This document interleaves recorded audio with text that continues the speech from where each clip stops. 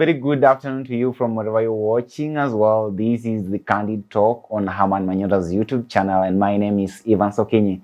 Welcome to another yet classical and interesting edition of the Candid Talk. Prof, welcome to the show today. Thank you, Evans. Well, Prof, I'm a little bit concerned after all this took place, and you say the Supreme Court gave its verdict that they're validating President-elect William Ruto's win. Now, Prof, how is the mood for you? For me, you know me, I was not a candidate. If you ask me what I think, that's different from my mood. Is not anything for me. Me, I'm like a doctor. Some patients die, but I continue with my work. Some people say a number of us Neo-affiliated people outside there are still nursing their homes, and perhaps people have seen. But I'm a doctor, so I'm waiting for the next patient. Yeah. Okay. Now, Prof, I'm very concerned about the fate of the IEBC. Now, Mr. Wafula Chebukati, I remember sometimes back we had that conversation of whom are we supposed to believe.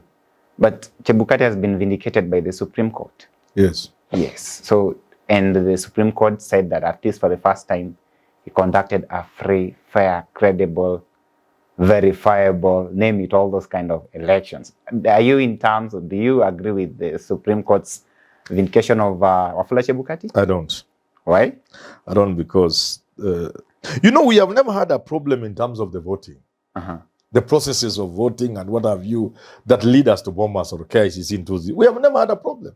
The problem in 2007 was at KICC. 2013, 2017, 2022 is at bombers. That's where the problem is. In now giving us the man who has actually won the election.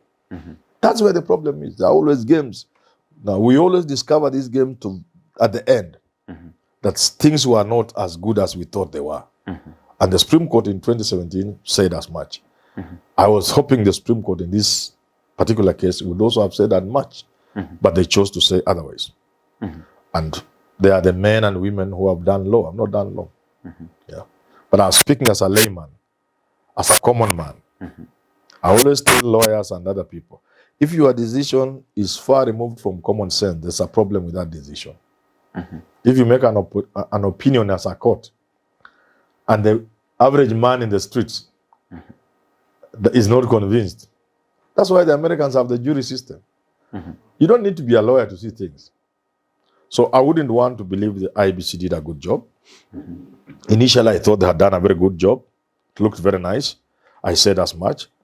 But towards the end, and that at the very tip, I began to see the role that people like mathematics had played. And I kept saying, we have a woman in the labor ward, they must deliver. So IEBC is the midwife, let them do it. We can't change. We had our own misgivings about Chebukati, about mathematics. Questions were not answered adequately.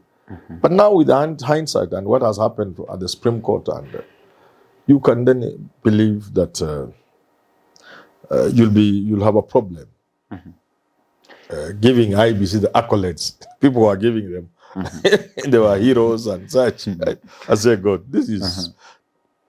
The Supreme Court itself was talking about dysfunctional IEBC because of the shenanigans we saw and the suckers. But generally, I don't think they did a good job. So you think... In terms of procuring the printing of the ballot papers, printing excess from 34A, Book 2, which we have seen could actually be the source of this problem we are having today, from bringing in on board mathematics when it was obvious to the world that this is a fake company that has been responsible for a lot of mess.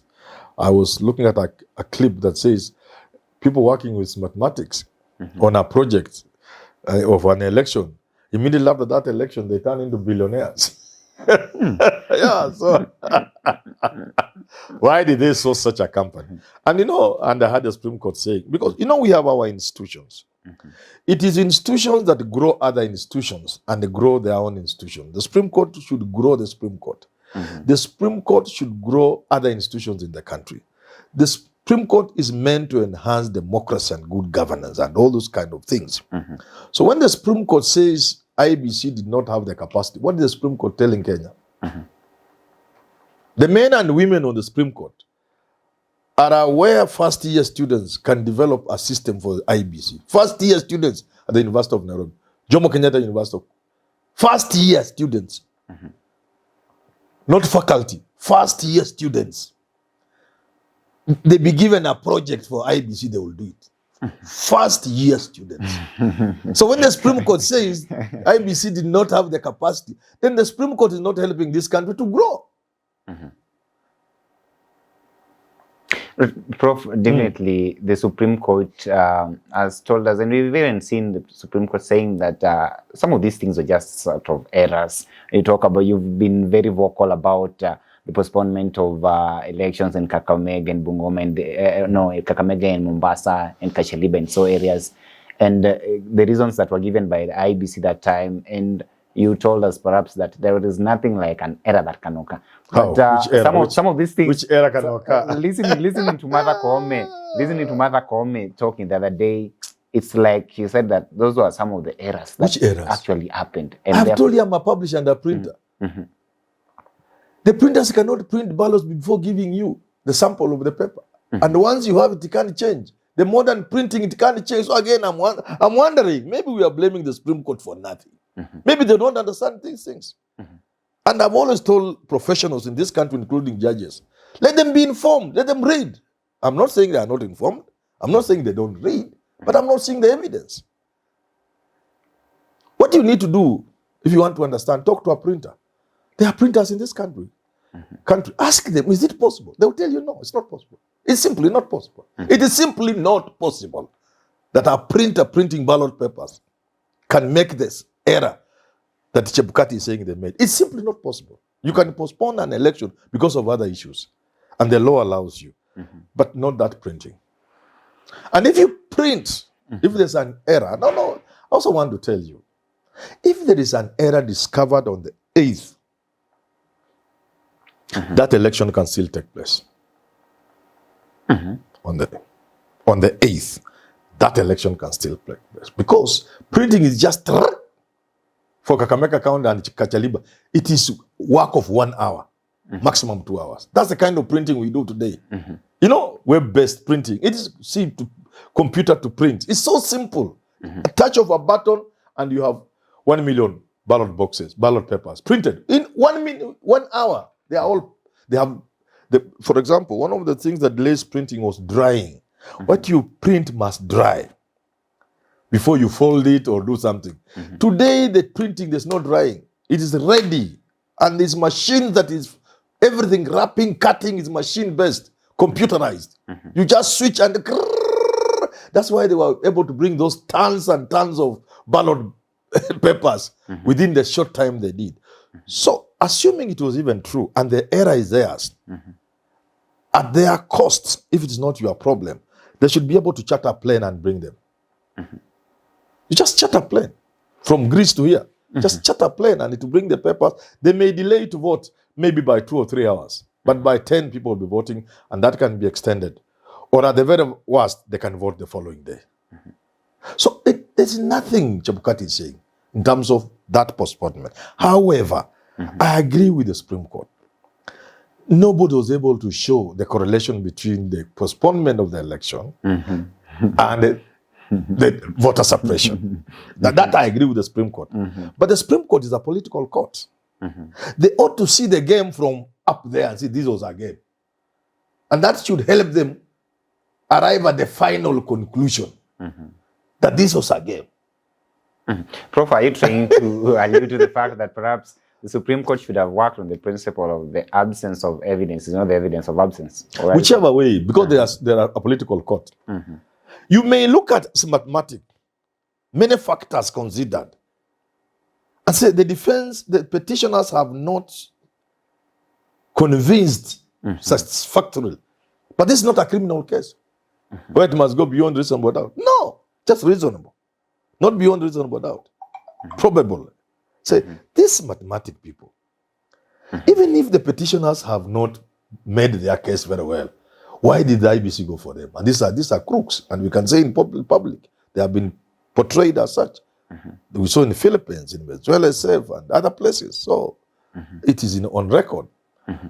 And then you say, okay, on the basis of this postponement, on the basis of this mathematics, on the basis of this and the other, then you just look for some evidence now, which you give more weight than you would have given it if it was a criminal case, and you nullify the election.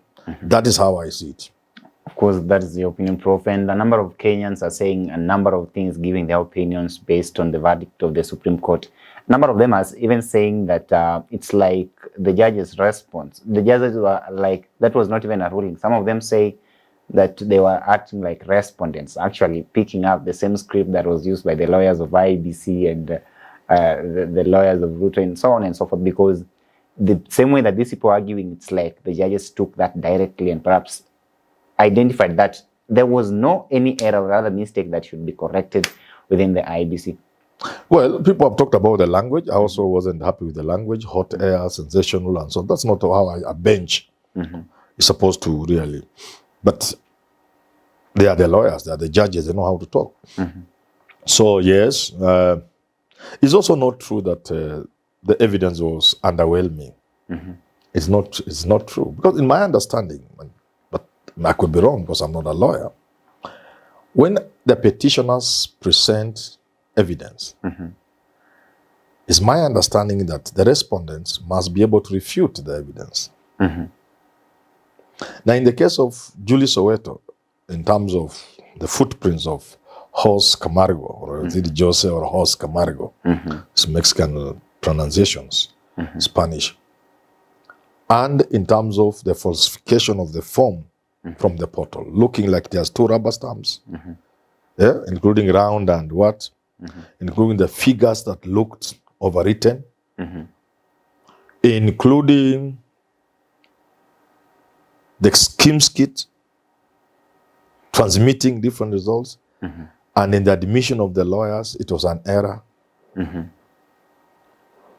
they are saying that, so it means, unless we read the reasoned judgment, it means the bench was able to go at the back end of it and interrogate the evidence of Julie Soweto and arrive at the conclusion, but they were not invited to do that. No, it was for the respondents. it was for the respondents to do Yeah. this. So at what point did now the bench take up the role of the respondents? Because it was not left hanging. It was presented in black and white, in bold daylight. Okay? And The respondents were in court. The respondent, including admitting there's an error. At what point did the bench now play the role of the respondents in terms of interrogating that evidence? That's at the back room of the courtroom. That's what as a layman, I want lawyers to explain to me. But as an educated man, I'll look at the reasoned judgment. Maybe some of these things we have been answered there. But before then, we will have our own doubts. We will wonder how that was possible. I will wonder how the bench can convince me that a serial number is written on top of a kit or printed on top. Because to me, the serial number is synchronized with other features to be able to produce the identity of that Kim's kit. For that Kim's kit to do its work, the serial number is not just written. It is synchronized with other things. But the bench, If it's not synchronized, then there's a mistake. the bench also said that these 2 kits that had the same There are serial not 2, numbers there are many. had different identification details. That's what I'm saying. They must be in sync. And I've used this M-Pesa thing to demonstrate. Your ID and your telephone number and your name must be in sync. You can't say, because the number has been proved is your number, the name is not yours, but the ID is yours. You get what I'm saying? I get you, Prof. Are you getting me? Yes. So, 2 things. Either they do not understand that it's supposed to be in sync, so that the serial number and those other identification features must all tally to confirm this is correct, like your ID, your name, and your telephone number in a many person. Either they don't know that, or it's actually true it was not configured that way, which is to be concluded, to be understood by me to mean it was intended fraud. It was a design. If the serial number is not in sync with other identifying markers, if it is not, then it was intended for fraud. Just like JPEG. What business do you have taking the image through other processes and storages when the agents have gone? The agents leave the station knowing the image has gone the way it is. Then you tell me to went to other sub-servers and other storage to be checked for this. No, you can do your own checking, but the image should be there. The image should be there so that as a counter measure of checking. So I'm saying you remove the image. The image must travel straight to the portal. If you want some other checking, a parallel image, the same image, can go to your other servers for counter checking. So if it produces something different from what is on the image there, then I can understand. But the agent, my agent at the polling station, leaves the polling station knowing the form they signed has been sent to the public portal. When you now change it, then what's the role of my agent? So on those scores alone, and I'm saying, perhaps the bench is not informed enough to see things the way some of us are seeing. Or unless we are also overthinking.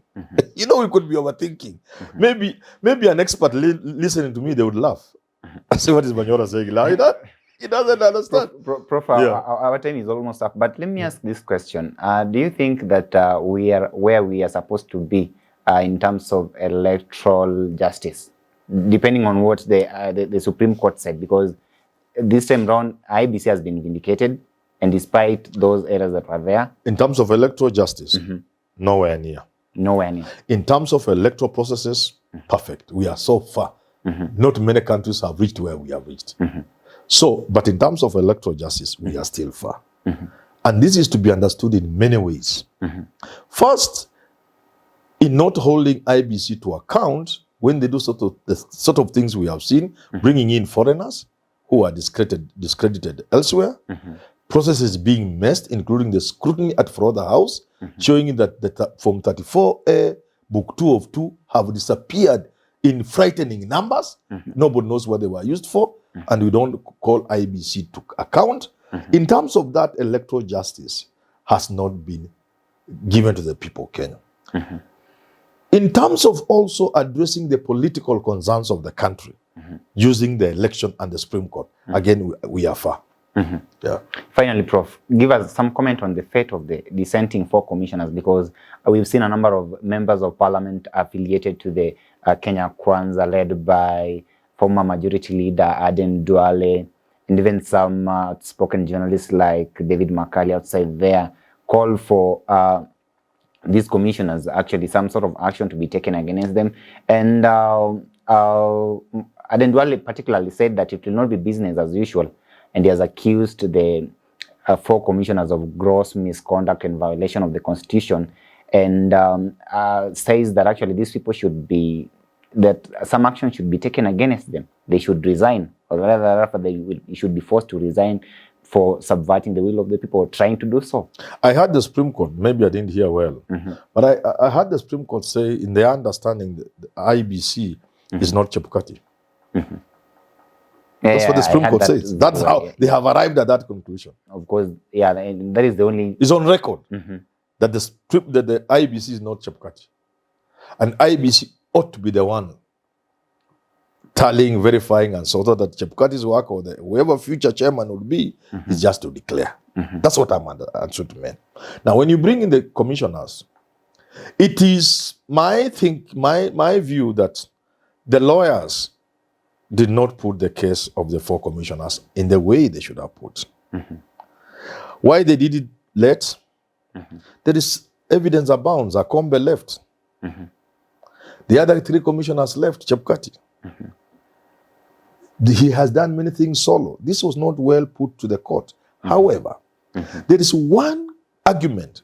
If I was the lawyer, maybe it would not have meant, because this bench maybe had already decided in another way.